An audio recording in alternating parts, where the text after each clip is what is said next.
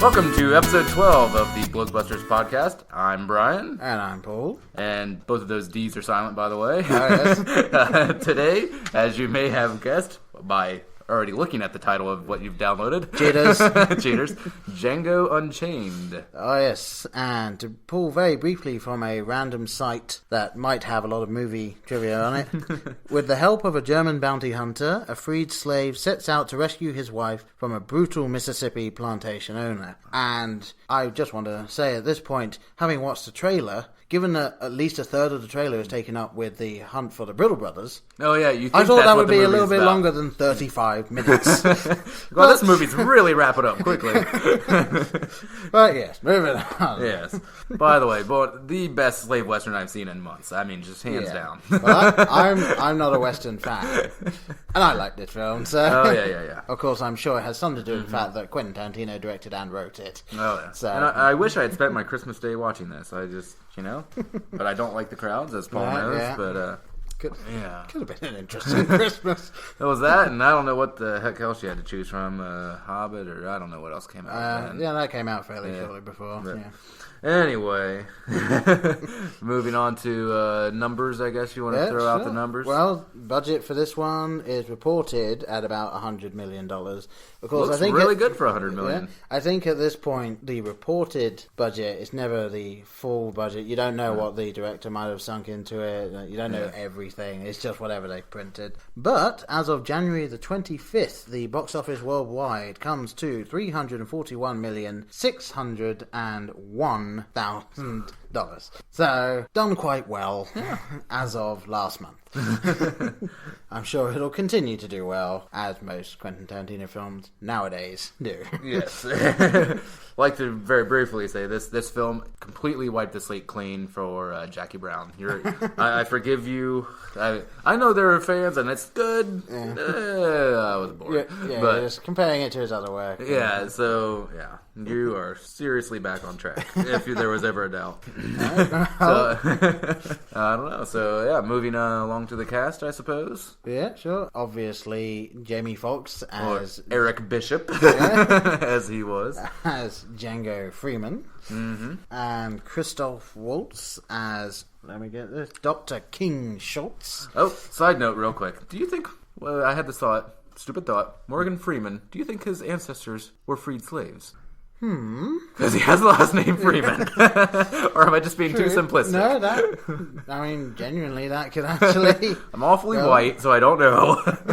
Just had that thought. For a second there, I thought you were playing on Samuel L. Jackson, kind of looks a little bit like the Morgan Freeman... No, the free man. Yeah, the free man, yeah. Right. Okay, so, Christoph Waltz. Okay. Yeah, Samuel L. Jackson as Stephen.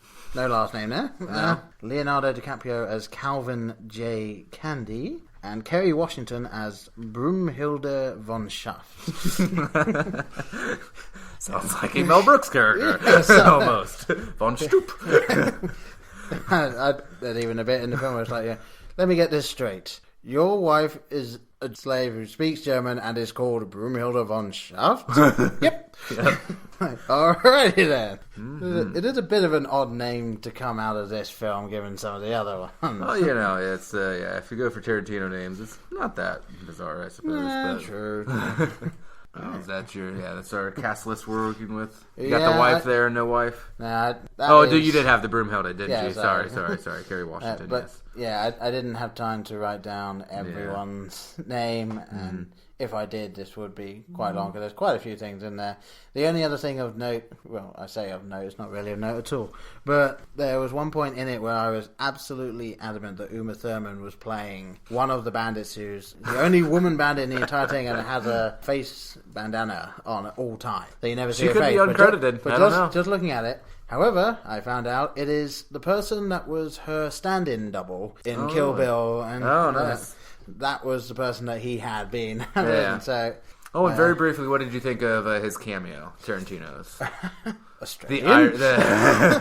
What the hell? I don't know. He's put on a little bit of weight, hasn't he? I don't know if there was any fat suit, but I think that was mostly Quentin. But I've seen a picture of him at an award show or something, and I think that was all him. Life's been good. Hey, if the man wants to eat, let the man eat. Oh yeah, fair enough. He spent long enough for the thin bastard, I think.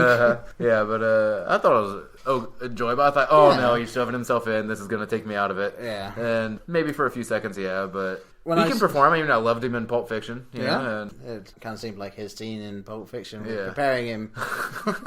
This one. Of course, he's one of 3 characters that doesn't use the N-word in the entire film. Yes. It's ridiculous. Anyway. There would be a horrible drinking game in there somewhere. Get drunk 5 minutes in. Yeah, that'd be anytime the N-word is mentioned, and of course we're saying the N-word because we are both white people. Yes. Who don't feel 100% comfortable using it. I'm not getting paid by a movie studio to say it, so no. Yeah, drink 1 milliliter of beer, and maybe you'll have finished a 6-pack by the end. I don't know. Jesus, yeah, I'd say that was something I should have looked up. The word count. Well, I can just see like the DVD or something if it had like a counter or something. Because like Scarface has like bullets fired and F-bombs. So, I doubt that's going to make it into the Guinness Book of World Records, though. Obviously, South Park became the film with the most swear words for a long time. Oh, really? So I doubt that the Guinness Book of World Records is going to have most N-words in a film. Quentin Tarantino. I don't know how politically correct that would be, but yeah. I'm not too familiar with most of the other people in the cast. It seemed like, faces that I recognize, like some Jonah Hill, randomly. Jonah Hill, that nice scene was the most hilarious scene I have seen in a movie in ages. With the hoods. Why don't you put all the trouble into it? Next time you want something, you go do it yourself. And a fantastic line. Okay, how about this time, no hoods. No. Next time we come back, we make the mask properly, full regalia. Yeah. And these people, I did look it up, they're the regulators. This is 10 years before the Ku Klux Klan came into existence. So, they were seen as the forerunners, but it's not the same people. But so it's very good dig. I hate to keep bringing up Mel Brooks, but it's such a part of who I am. But I could seriously see Slim Pickens in that mob. What in the hell are we doing here? The whole point of the hood is to cover ourselves. He would be the guy who is like, did anyone bring an extra bag? No! Nobody brought an extra bag. Oh my God! Please, I hope you have seen the movie. Otherwise, we're ruining this. But God, I love that scene. Yeah, that was fantastic little scene. It basically, for those of you that haven't seen it, it's the forerunners to the Ku Klux Klan. They're all on horseback and they're all wearing pillowcases, basically, with tiny eye holes. I can't see shit out of this. None of them can see. So they're arguing about whether or not they should perform this murder sans bag or not. And the slight question was like, well, I can see if I'm sitting right here, but if I'm riding the horse, I can't see anything. Terry Baker, you just ruined it. I just ruined it. Do you have another one? No, I don't have another. My wife was up all night making bags for you guys. It's one of the best scenes, and I think possibly the best dig at the Ku Klux Klan I've ever seen as well. That was like ridiculous. The word just might have appeared across the screen. Like, you guys are idiots. Oh yeah, one of the hardest I've laughed in the theater in a long time. Well, if we're going that way, my favorite exchange I told you before, when Django and Dr. Schultz are going after the last Brittle brother, and again you think maybe it would be a little bit far apart, then they're all dead in about 2 minutes. They really should have tweaked that trailer a little bit, I think. Maybe taken some of them out, whatever. So he's got the gun out, he's got the sight out, and Dr. Schultz is trained on him as he's escaping on horseback. And so, bear this in mind. The person they're trying to shoot is escaping on horseback on a field far away at this point, and this conversation occurs. Lola. I don't remember that. I think the dog barking was in the first take they didn't use. So this conversation occurs. You sure that's him? Yeah. Positive? I don't know. You don't know you're positive? I don't know what positive means. It means you're sure. Yeah. Yes, what? Yes, I'm sure that's Ellis Brittle. Bang! But who's on first? Answer me that. I was just watching that and I'd just seen murder, and they're about to go after the guy, and it's just this break. It's like, oh, okay, yeah, really? Sure? Can I shoot this guy? Bam, he's dead. And I'll actually say, seeing that the first time, I sat down, I saw it, and bang, and the bullet went from his back to his front. Mm-hmm. And I saw that, and I thought, he's off to the side a little bit. And then, again, of me just nitpicking, because I saw that, and it was one of the things that I just thought, actually, I think that's a little bit off. Thinking about it, though, he was escaping on horseback. We don't know what angle he was at past the scene, so... Yeah, just to say, I am fallible. I do occasionally get things wrong. But, yeah, even with me thinking that the first time, that was the first bit where I actually laughed out loud, and I don't do that much in film. Again, the bag scene was another one, but that just little exchange was, I think, my favourite part in that film. Oh, God, yeah. And I say, all the Biddle brothers dead in the first 35 minutes. Yeah, I like how you die, boy. And so that happened, and I thought, wow, this film is 2 hours and 45 minutes long. 35 minutes in, the three people that they were originally after are dead. This next 2 hours is going to be pretty much just Leonardo DiCaprio.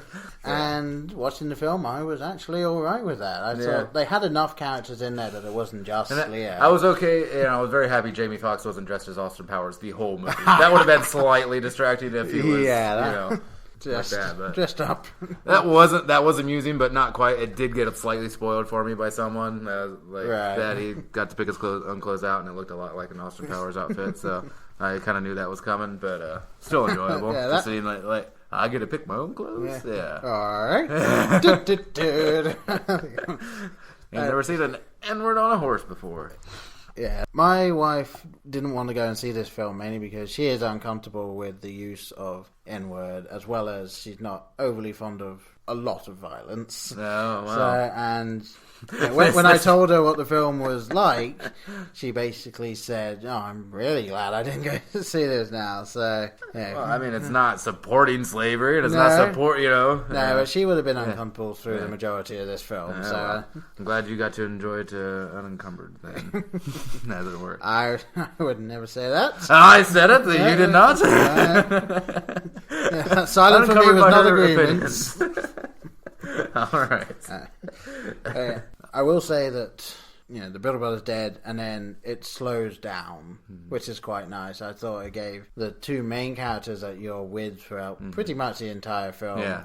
It gave them real time to breathe, to flesh out a little bit of their backstory and to get to know them, because of course a little bit later in the film, Jamie Foxx's character goes really far with his black slaver role. Yeah. So, as they say in the film, the black slaver is the lowest of the low, because he's come from slavery and now he's enslaving other black people. And I think without that weight, where he's trained to be a bounty hunter, he's going through that, you get to know him more, you get to know how much he loves his wife and what he wants to do for her. Without that, he would have just been everyone, I think, would have been a bit against him as he continued to be like that. And, what would you do if your loved one was enslaved and the only way you could do it was act the way that he does? Yeah. I'm not sure how well I'd be able to pull it off, even if it was Jamie. I was trying to say, at one point you see a man, well, you don't see it, but a man is ripped to shreds by dogs. And he's pretty much stone-faced for the entire thing. Yeah, that was a little rough. But, I think that would be... I'm not sure I could pull that off. Then again, my wife would probably disagree, saying I'm that way all the time anyway. But... whatever. Yeah. I just wanted to quickly get a feel on the two leads. We'll get to the one guy in a second. Jamie Foxx. What is your history, experience, your feelings on him going in, your feelings now? Right. Well, Jamie Foxx, I have not seen him in a huge number of films. Was it him in Collateral? Yes. That was it. Which is, one of my favorite movies. And two of my least... spoiler for my view, but two of my least desirable actors, and I love that film. That was fantastic. Tom Cruise is actually good in it. Send hate mail, blah, blah, blah. but he isn't that good. Yeah, but so Collateral. Yeah, so I've really never liked seen Ray, Ray, which I've- people are amazed, I've and not I seen refuse Ray to see it at either. this point.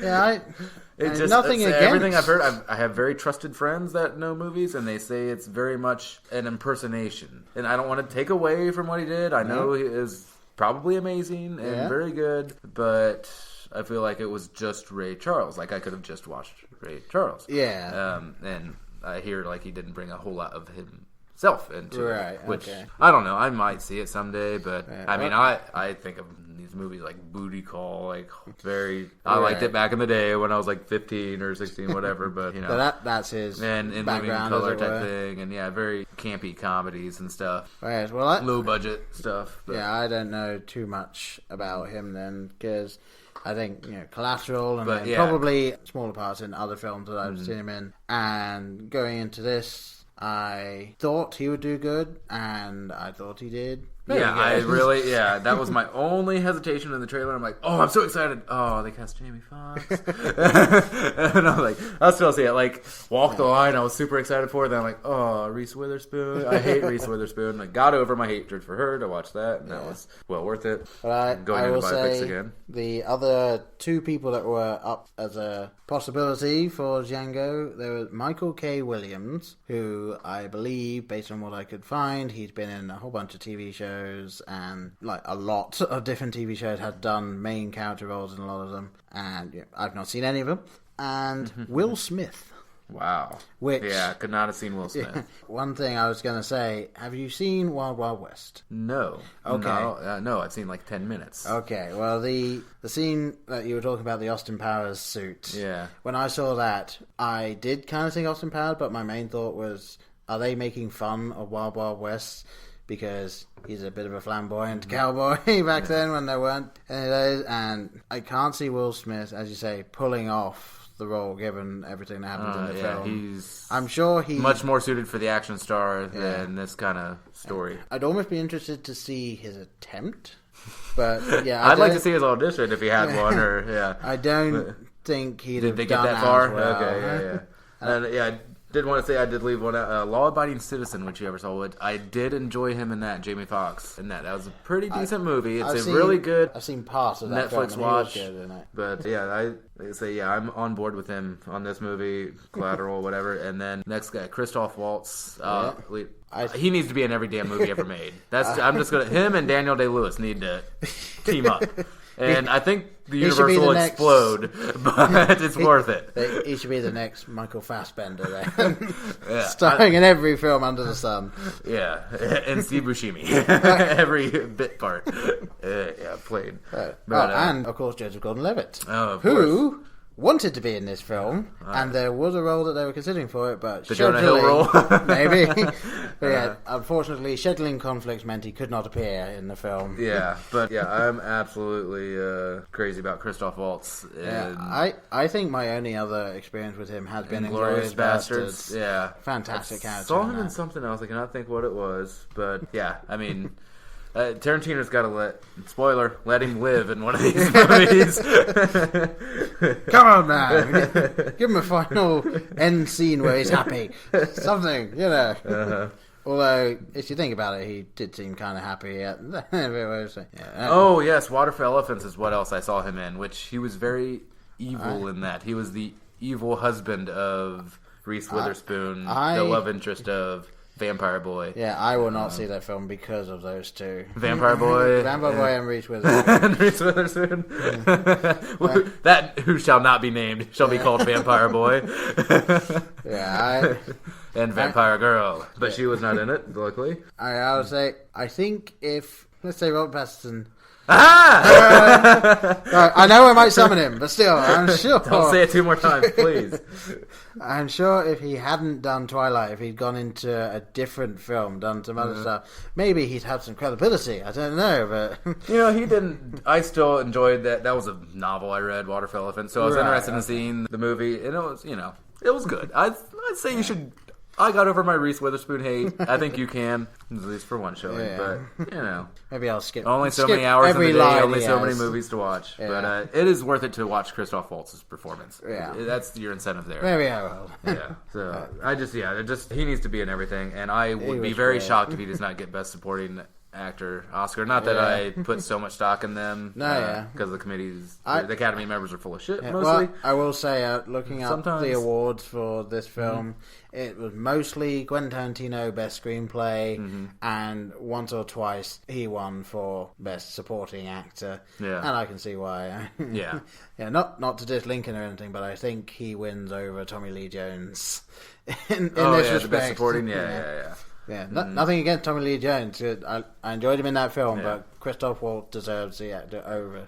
He can do anything. It's just, I don't know, you need a German in a movie, get Christoph Waltz. Actually, he's actually Austrian, I believe, isn't he? But something like that. But if you need someone to play a German, Christoph Waltz. Even if it's a woman, I'm sure he could do that too. German in drag. There we go. Yes. Rocky Horror in German. That would be something. That would be interesting. Him playing Rocky, yeah. I can't imagine what it would be like if it was the German Rocky Horror Picture Show. That could be a film. Someone write it. that could actually be a film that wouldn't get a general release. I don't know. Yeah, probably not. So I just wanted to talk about those two guys. Well, I would say I don't know for sure your opinions on Leonardo DiCaprio. Very hot and cold. Usually, okay. I think I'm Tommy Lee Jones. Hot and cold. But I think he's been miscast as of recent. J. Edgar. But when he is cast correctly, I think it works very, very well. Yeah. I loved him in Inception. Very good in Inception. A lot of films. I mean, I guess he got permission from Scorsese to go work with another director for a minute. Because it seems he's the new, Robert De Niro. Scorsese's new De Niro. We'll just throw him in everything. But fair enough. I mean, it works. He's a good actor. Yeah, I love the collaborations that he's done with Scorsese. And I remember, unfortunately, I have seen all of Titanic, and just thinking, I basically thought the same thing that I think of Mr. Vampire Boy. Of him after seeing that, it's like, that's God, I'm gonna hate seeing this guy. And it wasn't for many, many years until I enjoyed him in a movie. Yeah. I flat out refused to The Beaches. Nope, I'm not there. The Beach, whatever it was called. Yeah, The Beach. Yeah, Beaches is something else entirely. He might as well have been in that too.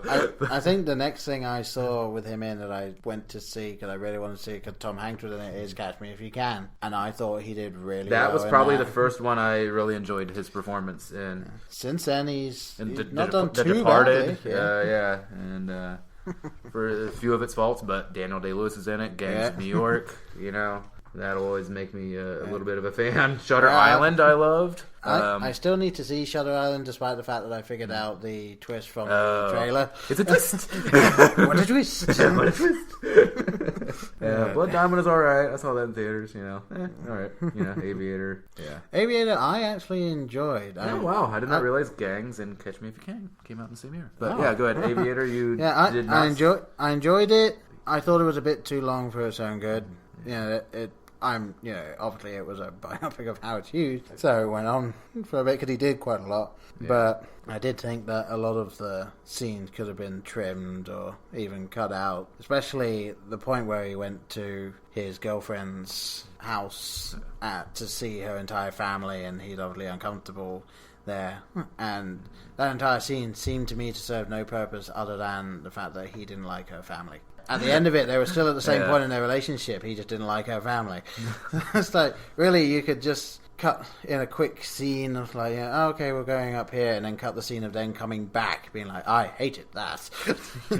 Well, whatever. And one I'm looking forward to, they had big advertising in the theater I went to see is the Great Gatsby that's going to be coming out I think later this year. Yeah. And he's playing the lead in that, directed by Baz Luhrmann, who I'm a fan of. Yeah, I don't know how you feel since he's done musical, Moulin Rouge and Strictly Ballroom, and I can't say much about him because I haven't seen. But I'm interested to see what Baz Luhrmann does with Great Gatsby. I've heard he's can only good. Be interesting. I know he's good. I don't watch those films. So.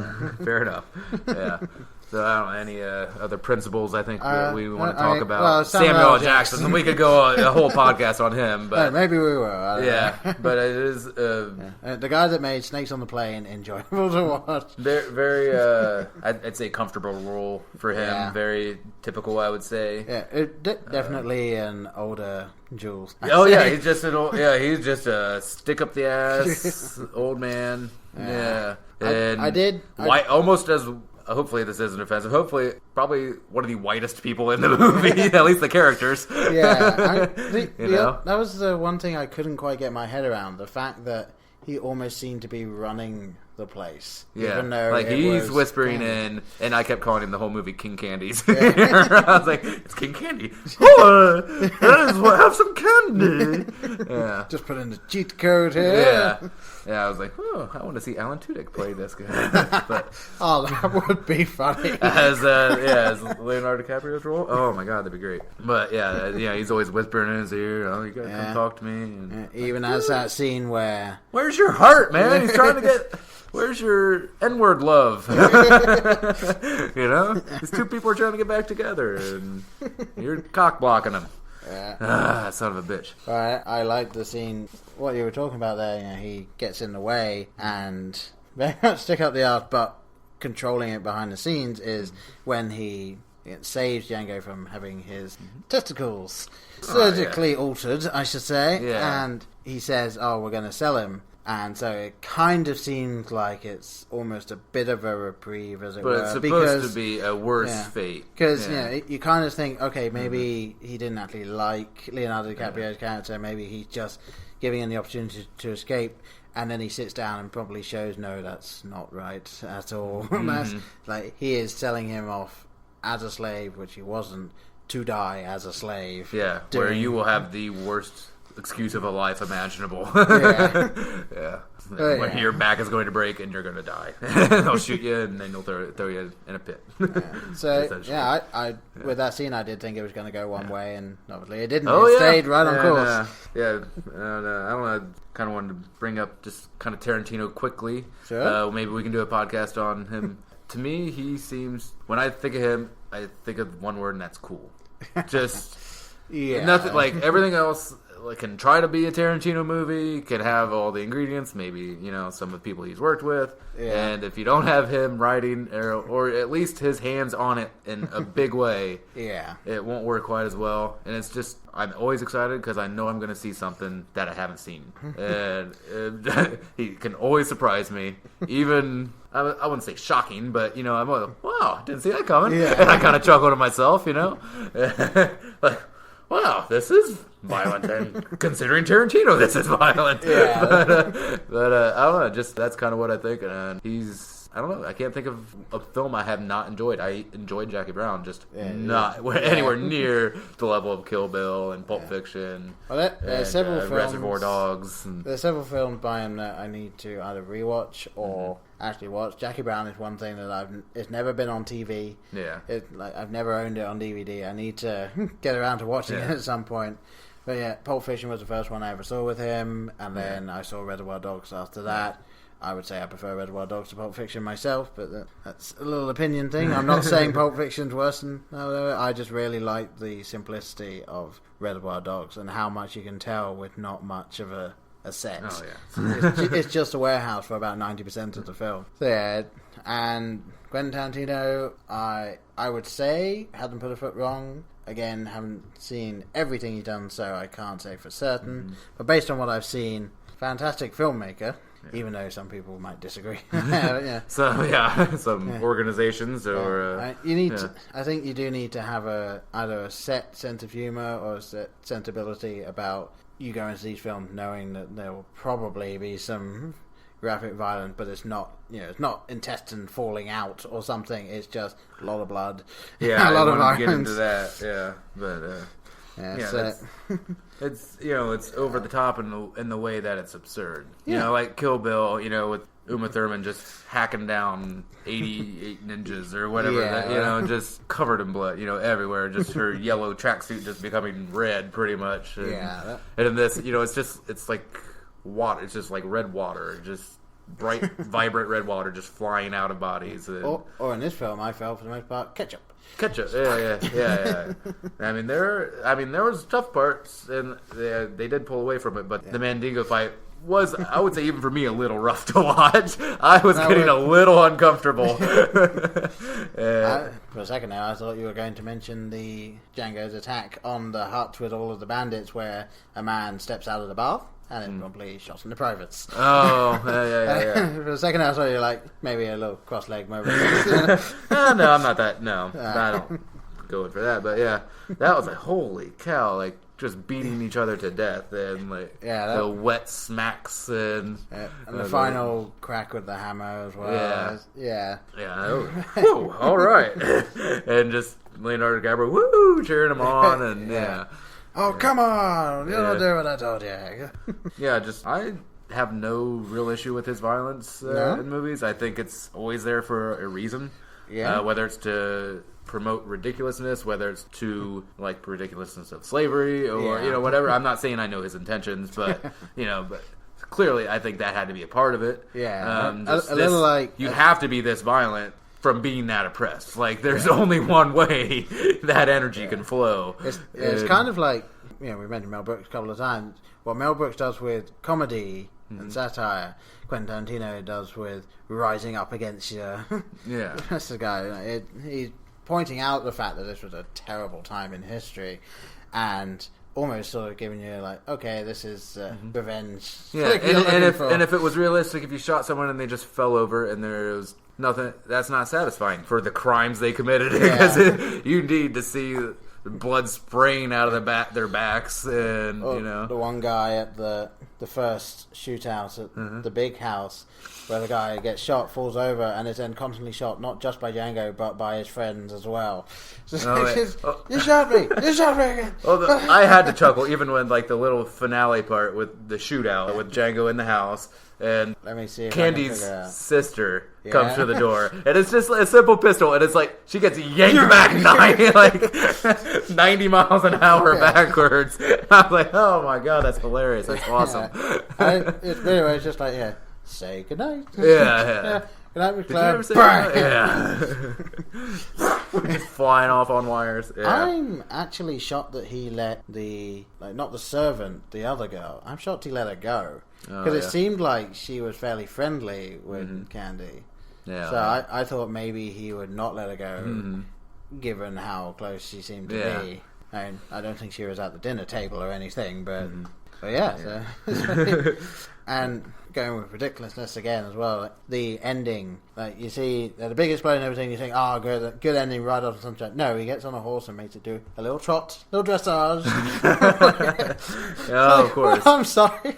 This must be a reference to the TV show or whatever it was, or the original film. Sorry, I don't know whether that was his idea, Tarantino, whether I like the idea that maybe Jamie Foxx got on a horse like, let me try something. Yeah, I want to believe that. Yeah, until I know otherwise, that's what I'll believe. I think, but. Yeah, I did want to also get into the music. Okay. Also, I think my opinion that no other director, I think, uses music as well as Quentin Tarantino. There are others that do it very, very well. Yeah. I think he has the best understanding, and I've heard from interviews, he knows the songs he wants before he has, like, a full script. Like, these are the songs that are going to be in here, and work from there. And they do such a great job of setting the tone early on, just from like the main theme of Django. Just it's such a like a 70s funk cheesy feel. That all these B movies had. Kind of then it just pulls it off, and you just have all of these great, like I said, funk or R&B songs, or kind of folk tones, and then all of a sudden you'll just come out of nowhere with this modern hip hop song, and it fits perfectly well with the action that's going on. Yeah, I was in awe. awesome. I can't say it didn't fit or anything, but given my slight distaste of rap music in general, that was the one time when I was sitting there and thinking like, okay, I get it, but I could do without that song. Okay. But, See, I think that it is fit entirely... well. Yeah. It did just fit personal well. preference, yeah. Yeah, entirely personal preference that I'd rather maybe pick a different song or something. Oh, but the music is just unbelievable. Yeah. I love those styles. It's like he makes a movie in 2013 and it looks like it could have been in 1975. Yeah. Just, well, again, I mean, going back a little bit, Pulp Fiction, for instance, like, it seemed like that film. Oh, that was it. Yeah, that's a classic noir. Just very noir, and all of the song fit perfectly. All of the characters would listen to these songs that they go to. Yeah, all the 50s and 60s music and Pulp Fiction. Oh, yeah. Yeah, and it's always done really well in the films I've seen. I can't speak for Jackie Brown, as I say. It's always done. Yeah. Never can't think of one instance, but I probably will get the soundtrack. Yeah, I bought Inglourious Bastards soundtrack, which is amazing. But I was thinking of saving this for Quentin Tarantino if we do it. But the one thing I had a problem with Inglourious Bastards was, silly me, the fact that they kill Hitler at the end of it. Spoilers for that one, and in such a violent way. And that was the one thing I was watching, and I was like, I'm not necessarily okay with it. Not that. You're not okay with Hitler dying. No, killing Hitler, good. Okay. The fact that this is almost coming off like a dramatization of this crack squad that was passed down the line, I just got in my head that, oh no, now because of this film we're going to have a generation of people that think that the Americans killed Hitler. Oh, please tell me they're not that stupid that they realize it's a fantasy. Okay. I think there will be some people that don't. Well, hopefully we don't need to worry about that. Most of the people that tend to go, America! Yeah. Have several guns in their house. The house may not have curtains, but their truck does. Hate mail to Paul on that one. Yeah. I'll take the hate mail from your wife. And another thing, just saying, typical Tarantino bloodbath is turning into. Oh yeah, the end. Yeah, which. He does let a few people live, which is more than can be said for Reservoir Dogs. Yeah, I think it is one person at the end of Reservoir Dogs, and that's it. And that's because he's caught by the police. Of course, Steve Buscemi. Yeah, Jamie Foxx and his wife. Yeah, and the two servants. Yeah, and the two servants. Yeah. One servant, one possible four, whatever. Yeah, of the main characters. Of course, everyone else in the world lived, but yeah. I just love that one. Get the candy. I mean, did you see? How soon in advance did you see it coming? That like when he was insisting on the handshake? Were you then, or when he started to walk up, you knew it was coming? Well, it was like when obviously he's saying, "I will not shake hands with you," and the second he starts saying, "Like you will shake my hand." I was like, that handshake's not happening. Something else is happening. Seriously, you're not going to die over a handshake? Sorry, I would have shaken the guy's hand, just me. But, yeah, I do need to get one of those little gun thingies. I was shocked. Couldn't resist. I was shocked that Django didn't have one. Didn't he use it once in the movie? I thought he used it once when they were in like the bounty hunter montage. He used it to kill one of the Bitter brothers. Okay. But in that scene, the guy that's holding the shotgun ends up blowing Dr. Schultz away. Oh, yeah. And he then clocks him one round the face, steals the gun and uses that to kill some people, and then onwards. And I was looking at it thinking, why didn't you have it? You could have saved your friend there. Yeah. But I mean, well, possibly. I don't know. Well, Django made it through. Oh, yeah. I was going to say, given what happened, it's still possible that he would have ended up. But whatever. I did like the, Avita Zane moment. And, yeah, that was good. Yeah, it was nice to see that Django wasn't just completely bitter, that there was a white person he could trust and actually love. But. Going back to the beginning, I was in love with the Schultz character from the beginning when you first see him. Like even after he kills the guy and shoots the horse. Trapping the other guy, break his leg, whatever, and then he continues the transaction with Django, and then asks the guy crushed by his horse, whose brother he's just killed, for a bill of sale. Perfect. It's just perfect. And then, of course, three in the sleighs, and it's like, okay, what you can do is wait here and help this guy up, or you could do whatever you want and head north. And just in case there are any astronomy fans in here, the North Star is that one. Yep. Yeah, but I like the character at that time that someone was so accepting as we would want to be, and have the courage actually to be that accepting. Well, when people want to murder you for being with a black person. Yeah. But yeah, and just sitting in the tavern was also one of my great scenes. Yeah. Like, the sheriff will be coming. Yeah. I guess now the marshal will be coming. Yeah, that's brilliant. It's like, now fetch the sheriff, not the marshal. Yeah, Sheriff. the sheriff. I guess we're up to ourselves to pour our own beers. Yeah. Yeah, I like Django, but yeah, Dr. Schultz is my favorite character in the film. Made the movie. Yeah. And yeah, Quentin, keep using him. Make him the lead in your next film. Do something. Yeah, please. I don't know. Do something with Germany, not World War II. You've done that. Not World War One either. Not World War One either. See, what does that leave for them? I don't know. Not a whole lot, but exactly. Thanks a lot. Do you have anything else? I don't think I have anything else written down. I had, obviously, again, talking about your stereotypical Quentin film, he was the cameo in it. We talked about that earlier, and I was getting towards the end of the film thinking, oh, Quentin's not going to be in it. Oh, yeah. And then there he is speaking I was Australian. trying to think, did I miss it? Like, how did I miss it? Was he one of the hoods? Like, one of the people wearing hoods? Yeah. Like, I could have seen that, Yeah, he could have been the one saying, no, nobody bought an extra bag. I want to know who that guy was, because that was a fantastic line reading. Yeah. That was a Slim Pickens line reading. It was, and I did enjoy Jonah Hill in that scene. He was perfect for it. He seemed very much, maybe he was the son or the nephew of the guy running the raid. He's out there in front of everyone. It's like, I've ruined mine. I love it. They're like right by where they're supposed to be. They're just having this loud discussion about the bags. It had one of my favorite plot devices as well, where they're running towards the thing, like you see them galloping, and then cut to the meeting that they were having before, and then cut straight back to the thing. I love it when something like that happens, because it kind of seems a little bit jarring. Like, oh, we're here. Wait, where is it? It's just classic movie or storytelling, I should say. I mean, I can't think of anything specific now to go into without going into the one thing that we are not qualified to talk about necessarily. The race relations and. I mean, obviously, most people would say it's hindsight looking back and saying that was fucking stupid.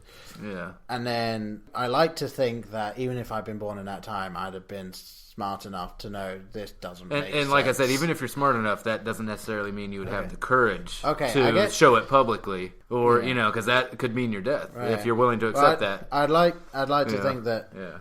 Not if I was smart enough to know that it was stupid, I would also be smart enough to just talk to them in my house and be like, look, I think this is stupid.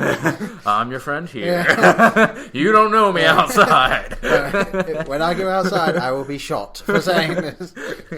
Can you accept that, please? And please. Please. Accept that.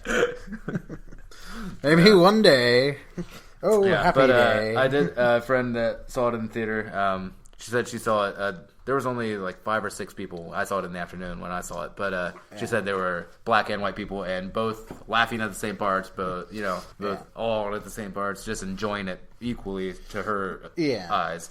So that I was happy to hear. But good, yeah. That again, I've seen reviews and statements and stuff saying that maybe Quentin Tarantino wasn't the best person to cover this topic, or maybe well, it's a vengeance tale. Ultimately, it doesn't matter that it was essentially. Well, I mean, as far as the vengeance tale goes, it doesn't matter that he's black, and it doesn't matter that he's has a white friend there. And of course, at the end, nothing about slavery has changed. So no, that's it's the still other thing. Before the Civil War. 10 years. No, I think 2 years. 2 years. Yes. Yeah. 59, I think it started. Yeah, I think so it might have gone into 60 or 61, maybe. I don't know, but I don't know how long the events took. But I think it was because they went through the winter. They went through the winter, so it would have been the next year. Less than a year. Whatever. So let's not get bogged down in that. We need details. Get Tarantino on the phone. Producer, do you have the answer? No. I'm being told we don't have a producer. Okay. Damn. Next meeting. Okay. Producer. On the to-do list. Okay. All right, so rating, sir. I will, right. I think toss to you. I don't know who did first, but let's go ahead, toss to you. Well, my rating, I tried not to let the fact that I didn't really enjoy some of the music affect it at all. I was just looking at it as how much I enjoyed watching the film, what I thought of the cut of the film, which this film actually was cut by someone who doesn't normally cut his films, because the person that does cut Quentin Tarantino's film died 2 years ago. So he was unable, is what you're saying. Basically, yes. Okay. So, he was otherwise occupied. Okay. Looking into it, how much I loved some of those characters. Yeah. Some of them did seem a little two-dimensional, but then again, back then they would have just been two-dimensional people. Yeah. Especially all of the white people that are just digging at the sleighs, and the one-note people. Just like, get back in your hole, you get back over there. Yeah. So, aside from the odd nitpick here and there, I will give this a final rating of minus 0.5. Well, that's actually pretty high, I thought. Yeah, it's one of my... Thinking about it now, it's one of my favorite Quentin Tarantino films now. Yeah, I don't know, it's tough. I'd say it's probably second or third for me. Pulp Fiction being one, Inglourious Bastards possibly being two, but yeah. I don't know. Reservoir Dogs. Shoot, where the hell do I put that? I don't know, but it's tough. They're all tied for two, and Pulp Fiction's my favorite. For the most part, they're all really up there. Yeah. And Jackie Brown's 3. Falls at 3.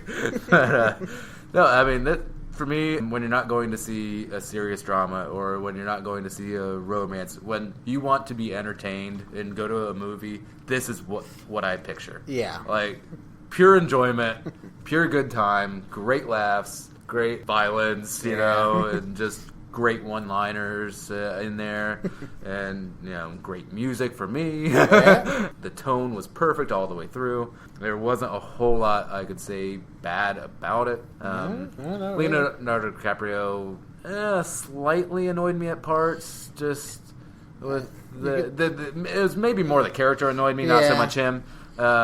Which I'm sure was a part of it, supposed to annoy you. But I did enjoy when he hit himself with the hammer, which you did know he actually did. Yeah, and then kept the scene going, which was pretty cool. As his hands bleeding, but and everyone stayed in scene. But I can't think of too much wrong with it. A couple of things didn't work for me, but very few. I'm like, oh, that was kind of a stupid thing to say, or whatever. But I'm gonna come in at minus 0.3. Nice. 0.3. Yeah, I can see that. That's about as high as I can give anything that isn't called the Dark Knight or Lincoln, or Lincoln, or or the Dark Lincoln. Continental. The Dark Lincoln Continental. I'm sure with all the Lincoln craze, there will be a Black Lincoln movie. I don't know.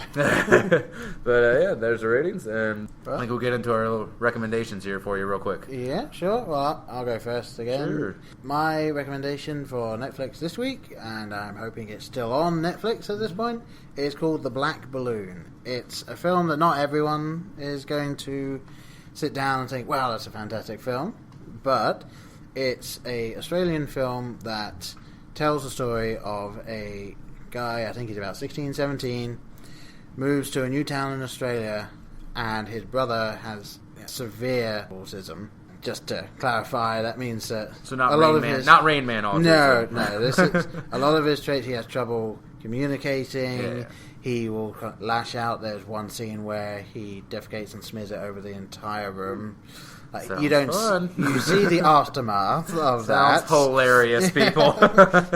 But it's just a fantastic film to see what some of these people can go through, how they're treated, and how this guy is trying to live a normal life, alternatively hating and loving his brother, who has this thing that he knows is not his fault, but he just can't quite get around the fact that this brother is going to be living at home his entire life. He's going to be around his brother for a long time. How is this going to end? While he's a budding romance, of course. You got to have something in there.